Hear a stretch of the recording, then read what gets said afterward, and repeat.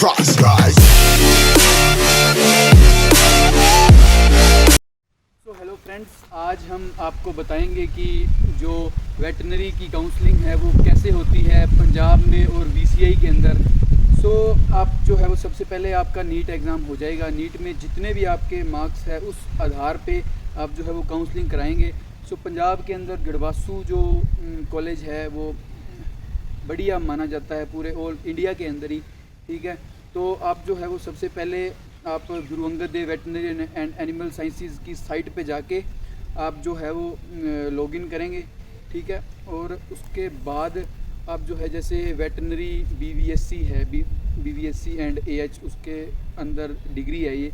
ठीक है, तो उसके बाद आप जो है वो जैसे फ़ीस रजिस्ट्रेशन हो जाएगी, सारी आपने डिटेल्स भर देनी है।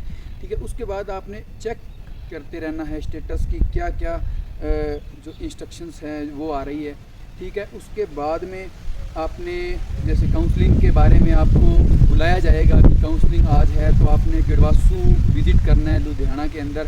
ठीक है, उसके बाद में आप विज़िट करोगे तो उस दिन आपकी काउंसलिंग हो जाएगी और उसके बारे में आपको पता लग जाएगा कि आपको कॉलेज मिलेगा या नहीं मिलेगा यहाँ पर आने के बाद।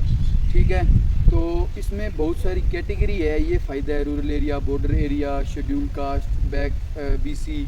ठीक है, और भी कैटेगरी है जैसे टेररिस्ट अटैक। ठीक है, और आर्मी बैकग्राउंड। बहुत सारी कैटेगरी है। तो आप जो भी बच्चे गांव के एरिया से, जैसे मैं हूँ रूरल एरिया कैटेगरी, ठीक है, तो वो ज़रूर आप अपना सर्टिफिकेट बनाइए और ज़रूर आप मेंशन कीजिए रूरल एरिया कैटेगरी सर्टिफिकेट जो आपकी 10th 11th और 12th रूरल एरिया के स्कूल से होने चाहिए, चाहे वो सीबीएसई है स्कूल, चाहे प्राइवेट है, बट जो आपका स्कूल है वो रूरल एरिया के अंडर आनी चाहिए।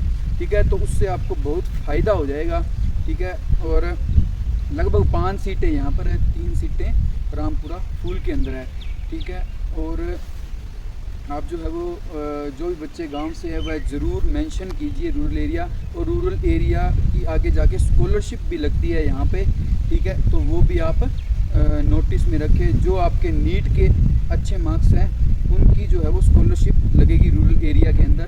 ठीक है, उसके बाद बीसीआई की भी यहाँ पर स्कॉलरशिप लगती है।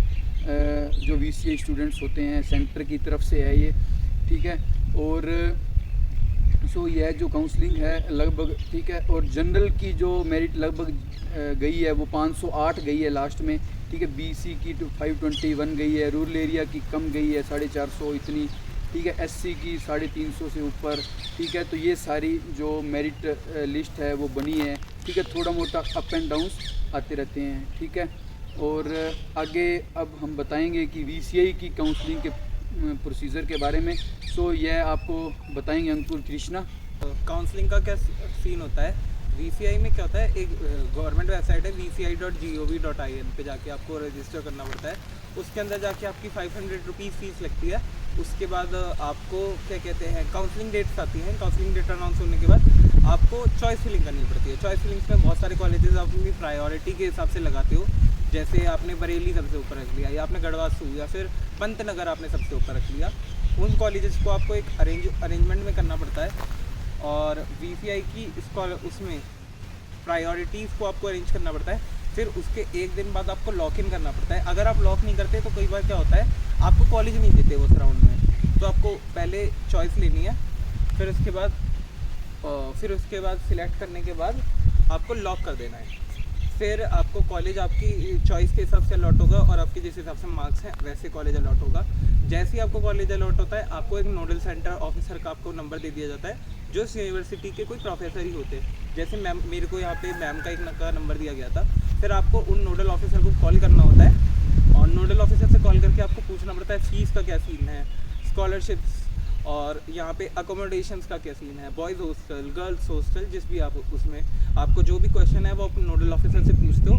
फिर आप उसके बाद उस यूनिवर्सिटी आते हो। जैसे मैं गढ़वासू आया था दिल्ली से, फिर मैं अपने मम्मी और सबके साथ आया था। तो मैं आया, मैंने यहाँ पे सारी चीज़ें देखी, हॉस्टल देखा, बॉयज़ हॉस्टल, और फिर यहाँ पे जो फ़ीस था थोड़ा हायर फीस है in compare to other veterinary colleges. यहाँ की थोड़ी फ़ीस ज़्यादा रहती है। तो उसके बाद हमें स्कॉलरशिप कितनी मिलेगी, सारी चीज़ें पूछने के बाद आप यहाँ पे एडमिशन कराते हो। एडमिशन कराने के बाद आपका काम होता है उससे आपको चाहो तो आप अपना कॉलेज अपग्रेड भी करा सकते हो। उसके लिए आपको एक फॉर्म भरना पड़ता है यहाँ पे, और आप फीस जमा नहीं करते, सिर्फ आप यहाँ से अपग्रेड का फॉर्म डाल देते हो। फिर जो सा आपको कॉलेज चाहिए होता है वो कॉलेज आपको अलॉट हो जाता है अगले राउंड में। यहाँ पे 4 राउंड होते हैं, round 1, round 2, round 3 and round 4। Round 4 में नए रजिस्ट्रेशंस नहीं होते हैं। राउंड 1 उससे अपग्रेड हुआ, राउंड 2 उससे अपग्रेड हुआ 3।